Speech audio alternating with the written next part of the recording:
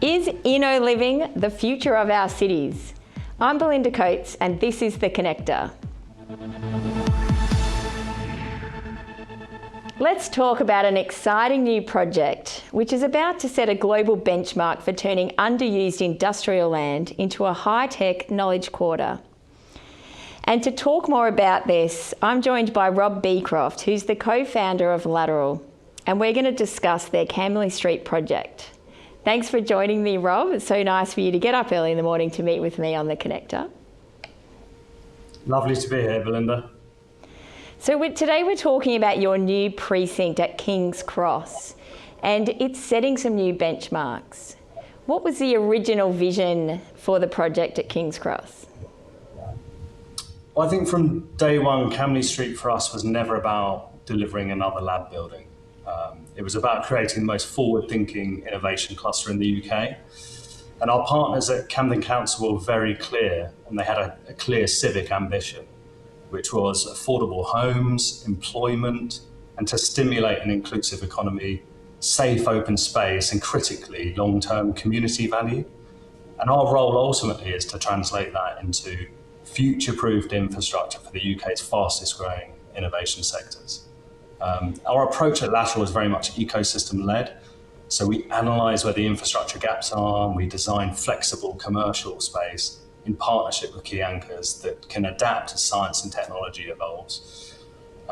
Equally, the ecosystem needs affordable living. So alongside our commercial platform, we're delivering 50% affordable housing, which is very rare, particularly in Zone 1.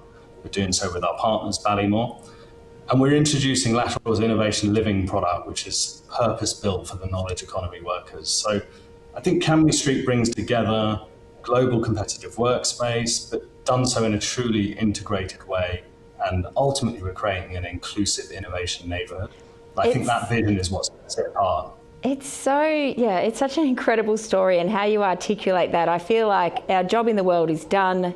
You're creating the most amazing precinct and 50% affordable, all of the things, you're ticking all the boxes.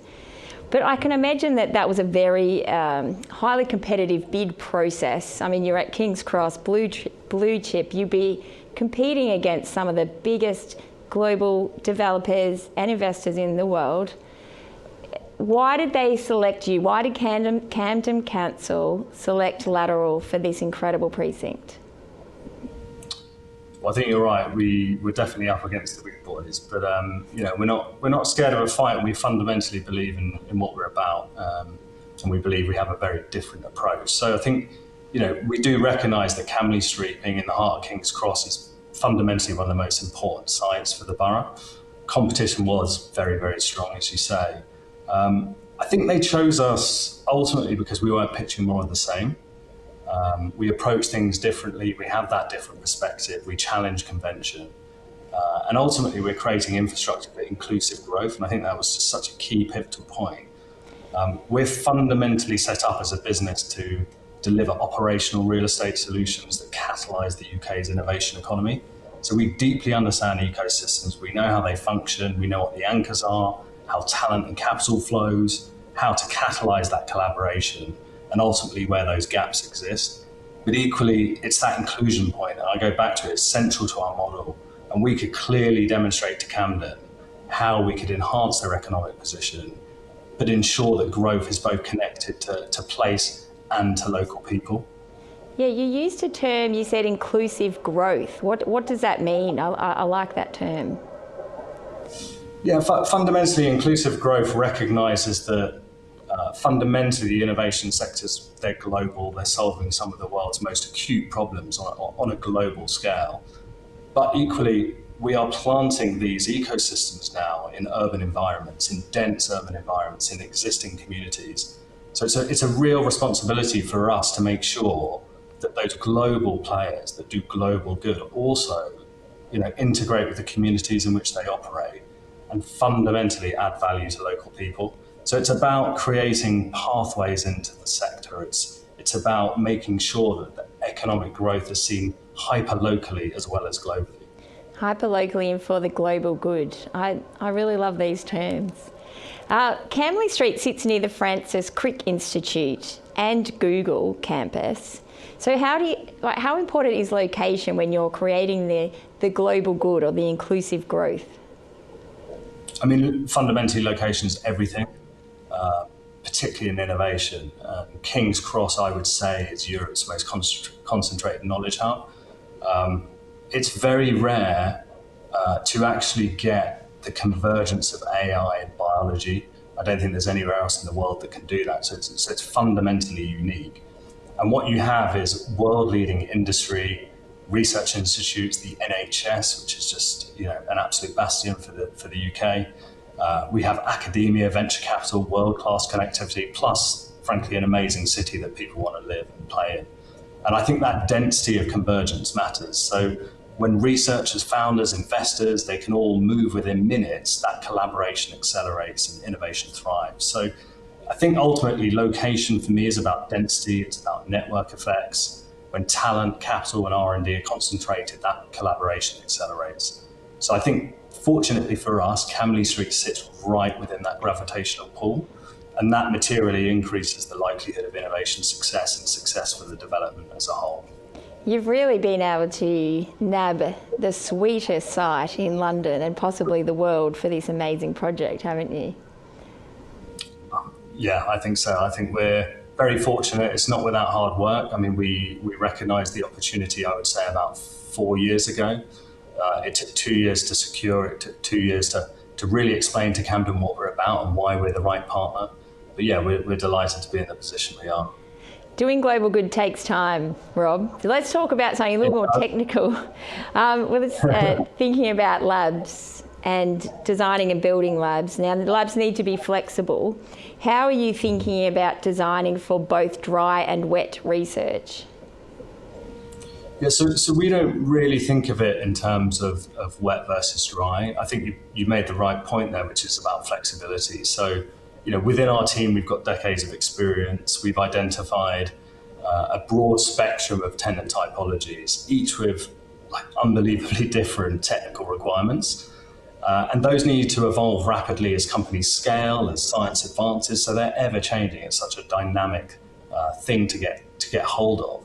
So fundamentally, what we have to do is break that back to what is the building designed to do? It's demand-led infrastructure. So we design it in a way that we can dial up the technical intensity, we can dial it down, we can reconfigure space, we can adapt it over time. And I think ultimately, if the building can't adapt as science advances and companies scale, it has no long-term value. Flexibility is not a feature, it's fundamentally a foundation of resilient value. And that's something we completely focus on.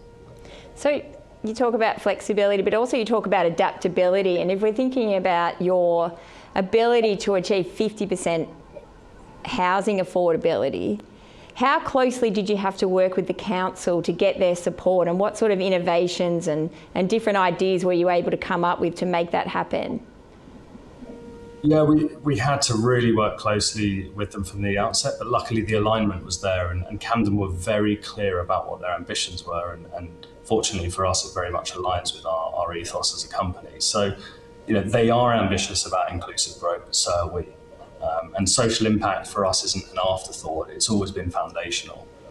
So we've long championed pathways into STEM careers, primary schools to employment, and when we sat down with Camden, we're just speaking the same language. The project works because that economic ambition and social responsibility aren't in conflict, they reinforce one another. And like we said earlier, let's not forget our tenants are solving some of the world's most acute problems.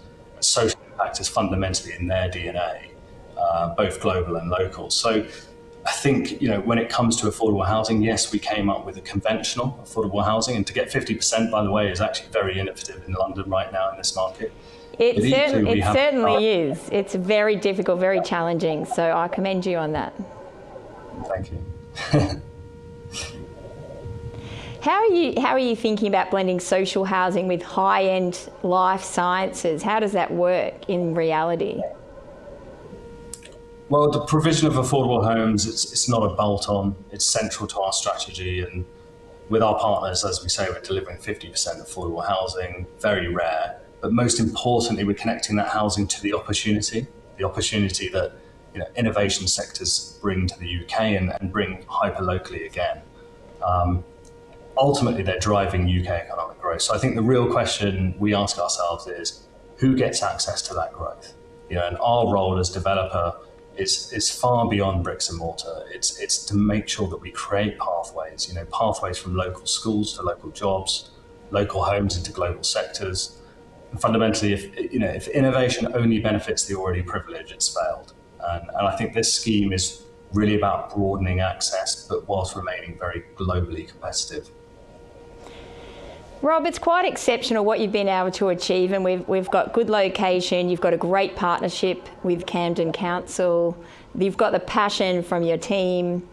If you were replicating this model in other countries, and in particular in Australia, I think there's some precincts not far from me in Melbourne that would really love to replicate what you're doing.